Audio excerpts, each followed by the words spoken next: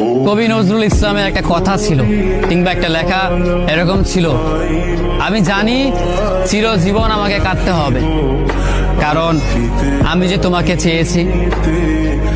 আসলেই আমি যে তাকে চেয়েছি এই জন্য আমাকে সারা জীবন কাঁদতে হবে, কারণ আমি তাকে কোনোদিন পাবো না, আর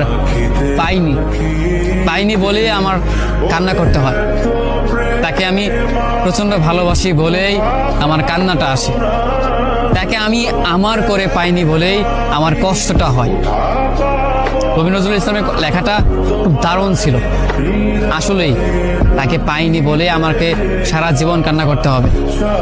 যদি সে আমার এই ভালোবাসাটা বুঝতো, আমার এই অসীম ভালোবাসাটা বুঝে আমাকে একটু বলতো যে আমি অন্যদের মতো কখনোই তোমাকে ছেড়ে যাব না, তাহলে বিশ্বাস করুন পৃথিবীতে হয়তো আমার চাইতে সুখী মানুষ আর কেউ হতে পারতো না।